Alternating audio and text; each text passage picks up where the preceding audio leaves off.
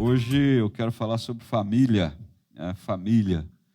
E o meu tema é: quando Deus restaura a casa, Ele cura gerações. Quando Deus restaura a casa, Ele cura gerações. Você acredita nisso? Que é uma casa restaurada, gerações curadas? Então Deus quer restaurar. E o meu texto base é Josué, capítulo 24, versículo 15, que diz assim, ó, é uma frase do versículo que diz assim: eu e minha casa serviremos ao Senhor. Você pode declarar isso com voz bem alta? Eu e minha casa serviremos ao Senhor? Isso, essa frase está em Josué, capítulo 24, versículo 15. Eu e minha casa serviremos ao Senhor. Família não é só um lugar onde você mora, sabia? Família não é só a sua casa. Família é o lugar onde você é formado, é um lugar de formação. Família é uma escola. Martim Lutero, alguém conhece Martim Lutero aqui? O homem da reforma protestante, pregou as 95 teses lá na porta da capela, e ele reformou a fé da humanidade, teve uma reforma. E ele disse uma coisa assim: eu aprendi mais em 1 ano de casamento do que em 10 anos de mosteiro. Quem aqui é casado há mais de 1 ano? Então talvez você já aprendeu coisas com ele, você já aprendeu com o seu casamento e também já pode aprender com essa frase. Eu aprendi mais em 1 ano de casamento do que 10 anos de mosteiro. Então, casamento é um chute no ego. Pessoas egoístas têm dificuldade com o casamento. Alguém aqui é egoísta? Levanta a mão, quero orar por você. Ninguém, né? Ninguém. Mas na hora de praticar, né? Na hora de praticar o negócio fica difícil, aí a gente tem que orar por mentira também. Porque quando a gente é egoísta e diz que não, a gente está mentindo, né? Então já é outro pecado. De uma forma ou outra, a gente tem que se arrepender dos nossos pecados. Mas o casamento é um chute no ego. Ensina a gente a abrir mão. Mas eu não vou falar só de casamento hoje. Eu quero falar que a família é uma escola, onde você só não mora num lugar, mas você é formado na família. É um lugar de formação. É na família que nascem identidades. Então, a gente forma as identidades, quem nós somos na família. Mas também é onde muitas feridas começam. Alguém já foi ferido na família aqui? Também não precisa mentir, não precisa levantar a mão. Você vai refletindo sobre isso. Família é um lugar onde as feridas começam. Muitas pessoas, quando vai para um atendimento, vai para um aconselhamento pastoral, ou vai para um discipulado, ou participa de alguma ação na área de libertação e cura, muitas vezes as feridas, as marcas apontam para a família, porque a família é um lugar onde também nós somos feridos. E aí entra perdão, entra pedido de perdão, entra muita coisa aí nesse lugar que é a família. É o ambiente onde Deus deseja habitar. Muitas vezes é onde o inimigo mais tenta destruir. Veja só 2 coisas interessantes. É o lugar onde Deus mais quer habitar, mas parece que às vezes Deus habita mais na igreja, no culto, do que na nossa casa. Já teve essa sensação ou não? Que parece que Deus habita mais numa celebração, em um culto, do que na nossa casa? Às vezes tem, algumas pessoas têm. Tem uma criança que disse que queria morar na igreja por pastor, já viu essa história? E aí o pastor perguntou por quê, daí a criança falou: não, aqui meu pai é bonzinho, meu pai é educado, meu pai não grita, meu pai pede perdão aqui para as pessoas, mas lá na casa ele grita, ele é mal educado, ele não pede perdão, ele machuca minha mãe, meus irmãos. Então eu decidi, pastor, se o senhor deixar eu vou morar na igreja. Então parece que quando a gente se reúne assim, a gente põe uma máscara para mostrar que a nossa família é perfeita, nosso relacionamento é perfeito. Mas nós sabemos que a realidade é outra. Deus deseja habitar, mas o inimigo mais tenta destruir. Alguém aqui já recebeu algum ataque do inimigo na família?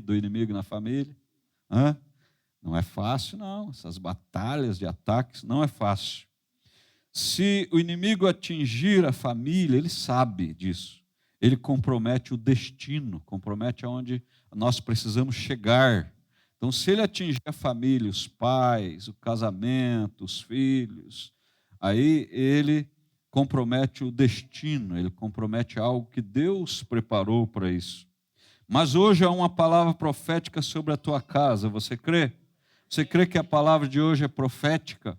Então eu vou destacar algo para vocês. Deus não terminou a história da sua família. Deus me trouxe aqui hoje para pregar 2 vezes em seguida, no domingo aqui, para dizer essa frase para você. Deus não terminou a história da sua família. Saiba e entenda uma coisa. Primeiro, família é o projeto original de Deus. Desde o início, Deus não criou uma instituição, Ele criou um lar. Deus criou um local, um ambiente que nós chamamos de lar. No começo, Deus cria Adão e Eva. Ele estabelece relacionamento, aliança e comunhão. Relacionamento, aliança e comunhão. A família é o primeiro altar da humanidade, é onde Deus se manifestava. Não é assim no Antigo Testamento, os homens de Deus faziam altares, construíam altares para Deus vir. Foi falado aqui sobre a oferta de Salomão.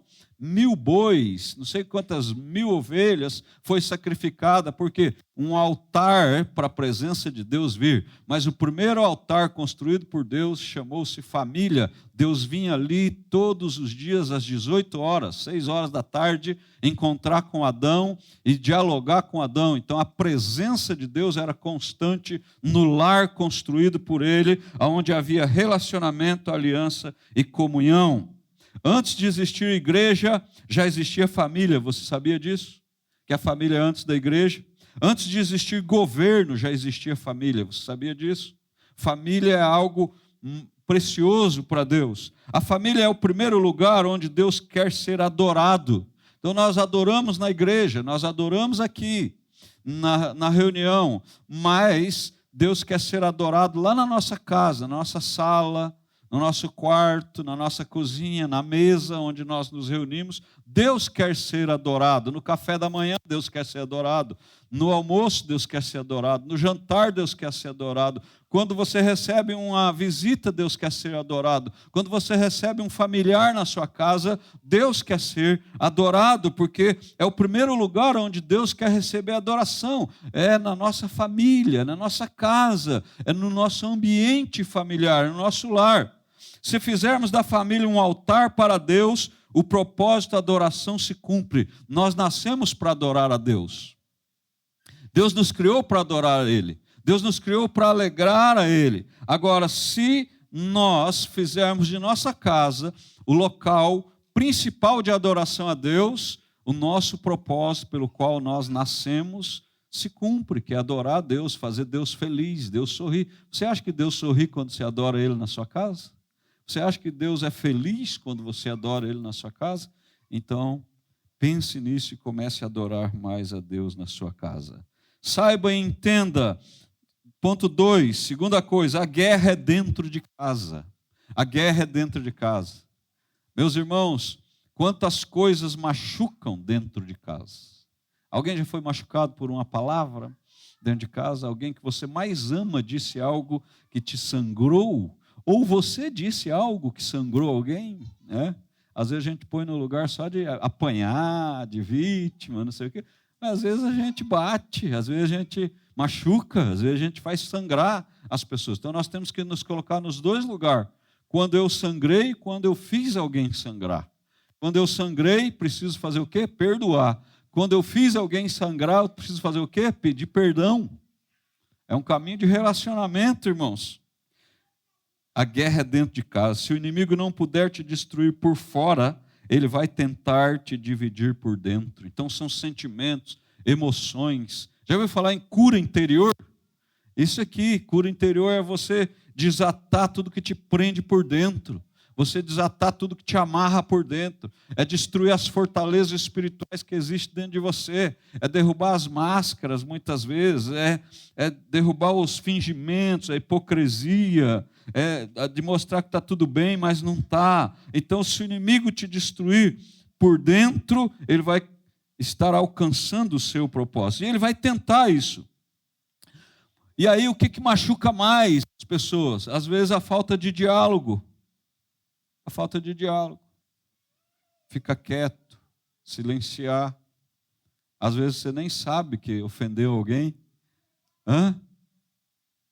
Você nem sabe que ofendeu, mas ofendeu. Então, conversar, dialogar, feridas emocionais do passado. Por exemplo, você traz alguma coisa lá da sua família, seus pais, seus familiares, seus traumas, suas feridas, suas figuras de autoridade, seus irmãos, suas irmãs, sua história de escassez, sua história de pobreza, sua história de orfandade. Quando fala assim, pais e mães, você já tem uma lembrança que ativa algo dentro de você, que é a orfandade. Você é órfão, ou você foi abandonado, rejeitado, traído, ferido. Essas coisas vai acumulando dentro de você e você precisa resolver isso. São feridas emocionais. Palavras que machucaram e você guardou. Para quem disse não foi tão importante, mas para quem ouviu, guardou. Isso é uma trava para a sua vida. Isso te trava em tudo, na liderança, na igreja, em conversação, em trabalho, na vida profissional, no futuro casamento, com os filhos. Aquela palavra te travou, aquela palavra foi uma corrente que te acorrentou, foi uma prisão que te prendeu. Então você precisa liberar essa palavra para que você seja livre disso. Distanciamento espiritual, se afasta de Deus, se afasta de Jesus, tem dificuldade em entender Deus como Pai, tem dificuldade em entender Jesus como irmão. Você já tratou Jesus como seu irmão mais velho? Pois ele é o primogênito, ele nasceu como unigênito, o único filho de Deus, e ressuscitou como primogênito, o primeiro filho da grande família de Deus, primogênito. Então ele é nosso irmão mais velho, você já tratou ele como seu irmão mais velho? E o Espírito Santo, como você trata o Espírito Santo na sua vida? Tem a ver com família, o teu relacionamento com o Espírito Santo. Tem a ver com família, tem a ver com a sua mãe, seu relacionamento com a sua mãe, tem a ver com o seu relacionamento com seus irmãos e tem a ver com o seu relacionamento com o seu Pai, a Trindade. Deus Pai, Jesus Filho e Espírito Santo. Tem a ver com o seu relacionamento familiar. Aí você fica lutando. Você acha que a culpa é os outros, é a igreja, é o pastor, ninguém gosta de você. Não é. Está tudo dentro de você. Diga assim para quem está do teu lado, é de dentro para fora. Isso, a guerra é dentro. Casas cheias de pessoas, mas vazias de presença. Não sabe aquela pessoa que gosta de se relacionar e o relacionamento e tal. Tem dois pontos antagônicos, que é aquele que gosta de se relacionar demais e aquele que é introvertido, não gosta, não tem equilíbrio. Então, a pessoa toda hora está sorrindo, contando piada, se relacionando, abraçando, não sei o quê. Demais também não dá, irmãos. Né, Raíssa? A Raíssa não gosta que abraça ela muito, né? Então, demais, uma coisa demais não dá certo, não. E também para o outro lado, introvertido, não fala, não entra em diálogo. Demais também não serve. Então, é equilíbrio. Não seja invasivo e não seja fugitivo. Anota essa frase e põe meu nome embaixo, que eu nunca ouvi ela em nenhum lugar. Tá? Não seja uma pessoa invasiva, mas também não seja uma pessoa fugitiva. Seja uma pessoa equilibrada, se relacione saudavelmente, se relacione de forma equilibrada. Não seja invasivo. Eu tenho problemas com pessoas invasivas. Você quer ver quando tem um problema? Quando chega alguém e pergunta para mim assim, quanto você ganha, pastor? Eu já falo, por quê? Você quer me dar uma oferta? Quer abençoar a igreja? Eu tenho problema com pessoas invasivas. Eu tenho problema com pessoas que dizem assim, hoje eu vou pousar na sua casa, igual Jesus disse para Zaqueu, se fosse comigo eu acho que eu não ia deixar. E Jesus, ele sabe como fazer. Jesus sabe como ir na minha casa. Ele sabe que essa estratégia de Zaqueu não ia dar certo comigo. Eu tenho problema com gente invasivas. Pessoas que violentam nossa privacidade. Eu tenho problema. Tem gente que não, Na igreja chega pessoas de várias situações. Deixa eu ensinar vocês como igreja aqui. Então tem pessoas que funcionam de uma forma quando chega na igreja. Tem pessoas que, se você der um abraço, ela vai gostar. Se você tocar nela, ela vai gostar. Se você convidar ela para um café, ela vai falar: uau, primeira vez que eu fui nessa igreja, me convidaram para um café. Vai gostar. Tem pessoas que você vai dar um abraço, ela não vai gostar. Se você tocar nela, ela não vai gostar. E se você convidar ela para um café, ela vai falar: primeira vez que eu fui nessa igreja, eles são muito abusados, já me convidaram para um café. Então você tem que ter sabedoria do Espírito Santo nessa hora. Você tem que perguntar para o Espírito Santo: o que eu faço? Que jeito que essa pessoa funciona, Jesus? Que jeito que essa pessoa funciona, Espírito Santo? E na família é a mesma coisa. Cada filho funciona de um jeito, cada cônjuge, ali a esposa funciona de um jeito, o esposo funciona de um jeito, os meninos funcionam de um jeito, as meninas funcionam de outro jeito. Você tem que descobrir isso, meu irmão. Aí você vai ficar bom para vencer a tua guerra dentro de casa. Escute isso com força, dentro do seu coração. O mesmo lugar onde houve dor. Eu falei umas coisas que todo mundo já ativou alguma dor aí. O mesmo lugar onde houve dor será o lugar onde Deus vai manifestar a cura dele. Discerne essa guerra espiritual e discipule sua família. Sabia que você é discipulador da sua família? Saiba e entenda, pense isso agora comigo, reflita essa manhã. 3, Deus restaura o que parecia perdido.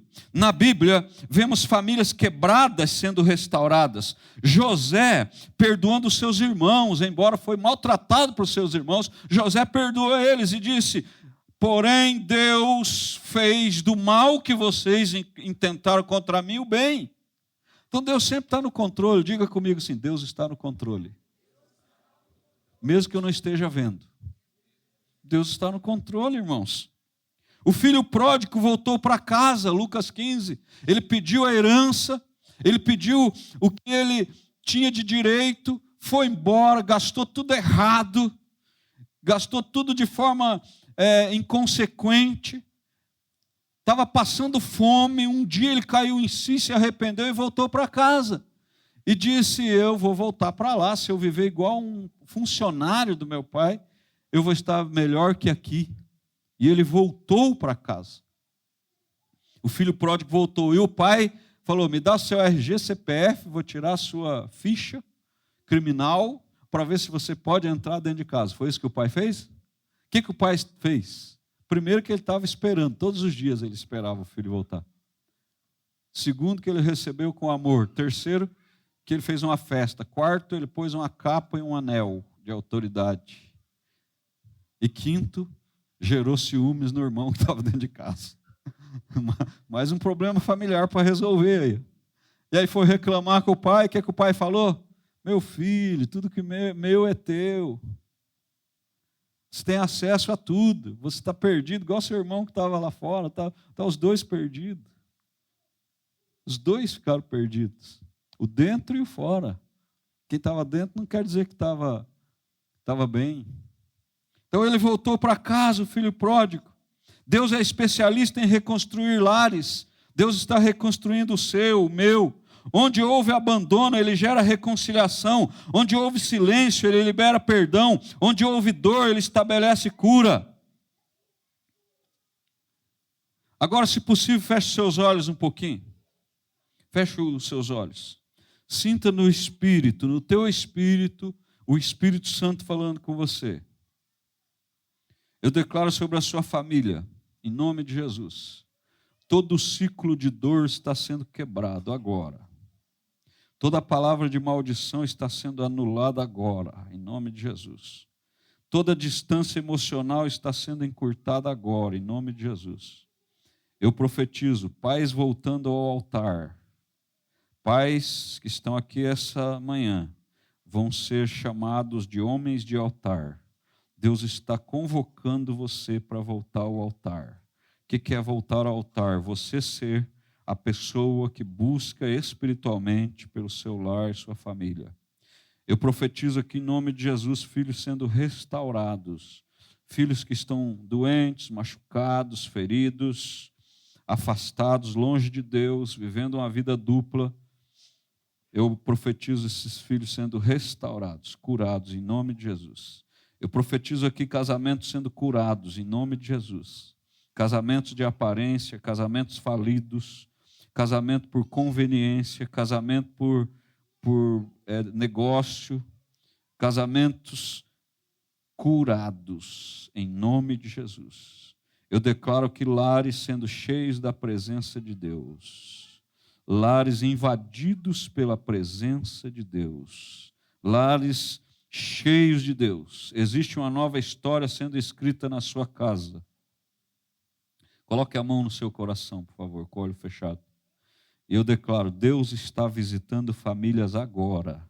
Agora Deus está visitando famílias. Em nome de Jesus, amém. Amém. Pode abrir o olho, tirar a mão do coração. Se você conduzir sua família para viver igreja em casa e em comunidade igreja, ou seja, em casa e nas reuniões, você vive comunhão bíblica e nós fomos chamados para a comunhão. Isso é pertencimento à família de Deus. Nós pertencemos à família de Deus fazendo isso. 4, entenda isso. Qual é a chave? É uma decisão espiritual. Josué não disse assim, talvez eu e minha casa serviremos ao Senhor. Tinha 3 situações para resolver ali na frase de Josué. Eu e minha casa serviremos ao Senhor. E ele não disse talvez, ele disse eu e minha casa serviremos ao Senhor. É uma decisão espiritual. Meu irmão, minha irmã, olhe para mim, entenda isso. É uma decisão, você precisa decidir. Mesmo que você esteja em dificuldade, mesmo que esteja sem força, mesmo que seja minoria, você precisa decidir. Eu e minha casa serviremos ao Senhor. Não é talvez. 3 situações. A primeira era decidir se ia continuar servindo os deuses antepassados, onde os pais aprenderam a servir o verdadeiro Deus e não quiseram, se desviaram.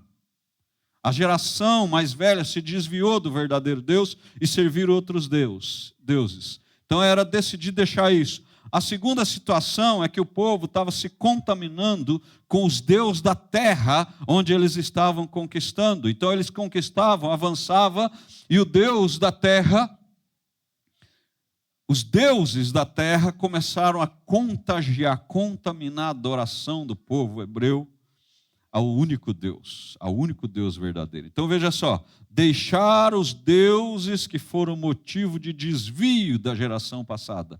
E segundo, deixar os deuses que vivem na terra que você conquista. Talvez você fale, eu sou uma pessoa de conquista, Deus está me dando espaços para conquistar. Deixa eu te falar, nesses lugares de espaços que Deus está te dando conquista, talvez você tenha que tomar uma decisão para não servir os deuses dessa terra, aonde você está conquistando. E ele diz, e a terceira decisão é essa, eu e minha casa serviremos a Deus. Vocês decidem se me seguem ou se vocês voltam para esses deuses dos antepassados ou vocês servem os deuses do lugar onde vocês estão conquistando. Veja bem, Deus estava dando uma conquista, mas existiam falsos deuses nesse lugar de conquista. E era necessário ter um forte sistema de valores, não é, irmãos, que estão fazendo o curso de homens aí? Um forte sistema de valores. Qual que é o forte sistema de valores? É o sistema de valor que eu dou a minha própria vida por ele, como Jesus deu, como João Batista deu. É dar como Estevão deu a própria vida. É o sistema de valores. Deus está visitando sua família. A chave espiritual é uma decisão. Famílias não são restauradas por acaso, são restauradas por decisão. Você tem que decidir, a partir de agora eu vou sair dessa celebração e eu vou começar a jejuar e orar pelos meus filhos, meus netos e meus bisnetos. Eu vou começar a levantar um altar de adoração na minha casa pelo meu casamento, pela minha esposa, pelo meu esposo. Eu vou levantar um altar de adoração para o meu futuro casamento, pelo meu namoro, meu noivado, pelo meu futuro casamento. Eu vou levantar um altar de adoração pela minha mãe, pelo meu pai, pelos meus irmãos. Eu vou levantar um altar de adoração pelas crianças. Não sei, irmãos. Você decide o que você vai fazer. Você decide, mas não pode ficar nesse lugar de sono pesado, dormindo espiritualmente, onde Deus está nos conduzindo dentro de uma batalha. Então você fica dormindo, a cama é melhor do que o altar, não é? Não estou condenando quem gosta de dormir. Dormir é bom, mas dormir demais é doença, irmãos. Desculpa eu falar aqui. Eu acho que se dormir demais, a pessoa começa a ficar doente. Eu não sei o que o teu terapeuta fala, teu psicólogo fala, teu psicanalista fala, mas dormir demais é doença. Dormir é bom, que está de férias, né? Tem lá o teu dia para dormir, amém, mas nos outros dias, meus irmãos, se esperta, principalmente espiritualmente. Você sabia que tem pessoas que não vêm no culto da manhã aqui? Eu falo que Deus é Deus de um bom humor, sabia? Porque Ele fala com a gente de bom humor, Ele dá risada, fala coisa séria dando risada para a gente. Tem gente que não vem no culto da manhã por preguiça de levantar cedo. E fala, não, eu não vou mais no culto, porque tinha noite antes e agora só tem de manhã, por causa disso, disso e disso. Dá uma lista de desculpas. Mas, irmãos, eu tenho 26 anos de pastor integral. Eu tenho 32 anos de pregação da palavra. Eu também tenho lá em casa noite e dia. Lá em casa não tem só dia, lá em casa tem noite e dia. Eu também canso. E eu também sei quando alguém está com preguiça e tem preguiça de servir a Deus. Não vem com essa história para o meu lado, não. Porque quando vai para uma festa, fica até o final. E aí, para vir no culto, não pode vir? Acordar cedo? Quem tem preguiça de acordar cedo, se esperta aí, que a minha palavra vai perseguir você a partir de hoje. O Espírito Santo vai te perseguir. Ou tem gente que, não, porque agora a igreja ficou longe, porque não sei o quê, e tal, dá uma lista de 10 coisas. Mas no fundo, não tem a cara de pau, porque poderia ser cara de pau e dizer assim, olha, eu sou preguiçoso mesmo, eu durmo, eu não quero levantar cedo. Seja sincero, verdadeiro, o Espírito Santo vai atuar nisso aí. Mas ficar colocando defeito na igreja para dormir e para não montar o altar dentro de casa, mas sinceramente, eu estou falando para vocês como um pastor, como um coração de pastor aqui hoje, que quero que a sua família seja abençoada, mas você não pode terceirizar o seu altar familiar para mim. Eu não vou resolver, eu estou resolvendo as minhas coisas. Eu não vou conseguir resolver a vida de vocês, é Jesus que resolve. E a vida nossa que Jesus vai resolver quando a gente tem um relacionamento com Ele. Quando nós nos relacionamos com Ele. Agora, me irrita crente preguiçoso, irmãos. Eu fico irritado com crente preguiçoso. Eu tenho um negócio assim, a mesma coisa desse negócio de ser invasivo comigo, é alguém preguiçoso vir dar desculpa, vir culpar alguma coisa. Vim culpar, eu fico assim, eu fico igual Jesus, com o chicote na mão. Só que Jesus, ele virou a mesa e deu chicotada porque estava vendendo coisa no templo, não porque estava sendo preguiçoso, eu não posso dar chicotada, né? Então era por causa que estava comercializando as ofertas, os negócios, ele deu chicotada. Agora, preguiçoso não, só a Bíblia fala que o preguiçoso tem que ter com a formiga, né? Vai ter com a formiga o preguiçoso. Mas, irmãos, você acha que para ganhar a sua família e vencer uma batalha espiritual vale a pena se acordar cedo? Para mudar o seu casamento vale a pena acordar cedo? Para os teus filhos, para as crianças andar no caminho de Jesus, aprender a palavra, aprender a andar com Jesus, vale a pena acordar cedo? Para você ter cura, ter libertação, saúde, vale a pena acordar cedo? Sim? Então acorde cedo, irmãos. Faça igual ao nosso time. 6 horas da manhã já estão aqui montando as coisas. A chave é essa decisão. Alguém precisa se levantar como sacerdote da casa. Alguém precisa reacender o altar. Talvez você está aqui porque esse alguém é você. Quando alguém se levanta e posiciona como testemunha de Cristo na família, o propósito evangelismo é ativado. De onde você está, até onde os que não sabem sobre Jesus estiverem, você vai ativar isso. O Jesus que está em você vai contagiar as pessoas. A partir de você e sua casa, outros são alcançados. Você se torna evangelista de sobrenatural e de milagres, quando você faz da tua casa um altar. Porque seu primeiro milagre é Jesus em família. Seu primeiro milagre é Jesus em família, não é Jesus na celebração, não é Jesus na reunião. Você carrega a presença é vista pelos teus filhos, a presença é vista pelo teu cônjuge, a presença é vista pelo seu vizinho, a presença é vista pelo avô, pela avó, a presença é vista pelas crianças, a presença é vista pelo crente e pelo incrédulo. Você carrega a presença quando o altar é dentro da sua casa. Quando você se posiciona, quando você assume esse lugar. Eu quero passar um videozinho e eu vou pedir para vocês não chorarem. Está pronto o vídeo aí? Eu vou pedir para vocês não chorarem, tá? Se alguém chorar, é só por um dia. Mamãe, acorda. Ele está ali, cabelo bagunçado, pijama curto demais, pequeno de novo. Dessa vez eu não olhei o relógio. Eu só o segurei fundo, com aqueles braços pequenos em volta do meu pescoço por muito tempo. No espelho, sem rugas, sem dores, só eu, cansada, mais forte. Eu pensei, você não sabia o quanto, mas era radiante. No café da manhã ele me perguntou sobre monstros, histórias de super-heróis. E dessa vez eu ouvi tudo com atenção, sem celular, sem distrações. Só ele e sua voz doce e curiosa. Na cozinha o chão estava grudento, tinha muitas louças sujas. E meu marido estava lá com aquele sorriso familiar. E dessa vez eu não passei por ele. Eu fiquei e disse obrigada.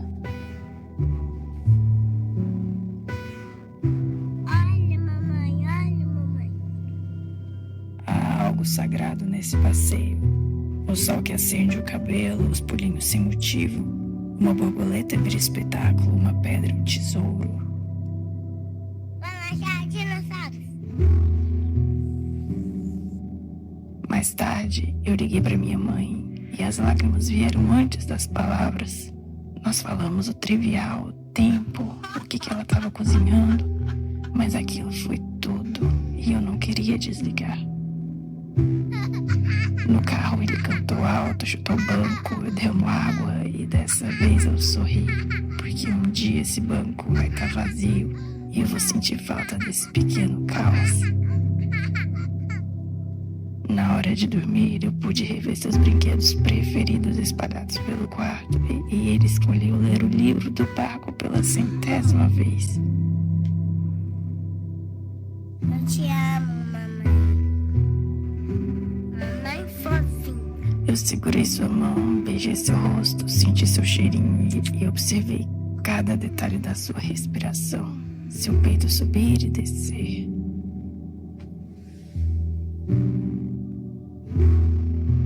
Você é a melhor mamãe do mundo.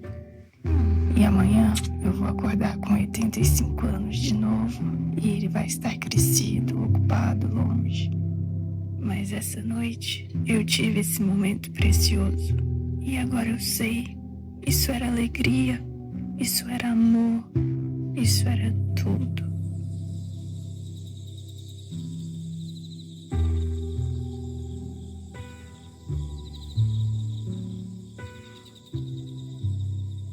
Você já tem tudo, meu irmão. Você tem uma família, você tem uma casa.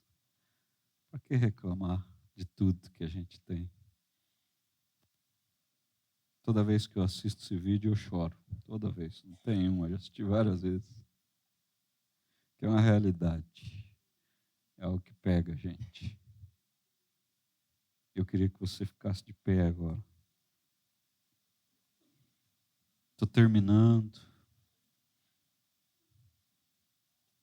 Me dei mais uns minutinhos para eu terminar, porque hoje eu quero que o Senhor manifeste cura nas famílias. Comece uma unção de cura sendo derramada sobre nós e por esse mês todo aí que vamos abrir, que as famílias sejam abençoadas, que novas famílias venham para essa igreja, novos casais, novos pais, novos filhos, que a gente se conscientize. Existe uma canção chamada Family Memories, do William Taylor. Ela fala sobre memórias de família. Isso revela algo profundo. Um trecho diz assim: trazendo de volta memórias de família, de dias passados na velha casa, onde o riso ecoava pelos corredores e o amor era o que mais importava. Você precisa ser tocado pela poesia no seu coração. Eu quero ativar suas memórias aqui boas, é onde você lembra da presença de Deus. Mesmo às vezes você sendo forjado por algo que talvez doeu. Talvez hoje, ao olhar para a sua casa, você pense, não é mais assim. Mas escute isso. Deus não apenas restaura, Ele pode fazer sua família viver algo ainda melhor do que antes. Quando alguém recebeu você com uma plaquinha hoje ali na porta e estava escrito assim, o melhor está por vir, e eu observei que essa plaquinha estava lá hoje. O melhor está por vir na sua família, meu irmão, minha irmã, jovem que está aqui, mãe, pai, avô e avó que está aqui. Outro trecho da canção diz assim, memórias de família, tão doces e verdadeiras, guardadas no coração. Eu me lembro de vocês, através dos altos e baixos, da alegria e da dor. Essas memórias de família sempre permanecerão. Agora, hoje, nessa manhã, Deus está dizendo, eu vou curar suas memórias. Eu vou transformar dor em testemunho. Eu vou fazer sua casa voltar a ser lugar de alegria. Se você deseja ver sua família restaurada, declare isso hoje. Senhor, comece em mim. Pode declarar essa frase. Senhor, comece em mim. Me cura. Porque quando um decide, Deus alcança todos. Eu e minha casa serviremos ao Senhor. Eu e minha casa serviremos ao Senhor. Senhor, comece em mim. Eu e minha casa serviremos ao Senhor. A família pode até ter sido o lugar da sua maior dor, mas nas mãos de Deus será o lugar do seu maior milagre. Entregue sua família nas mãos de Deus.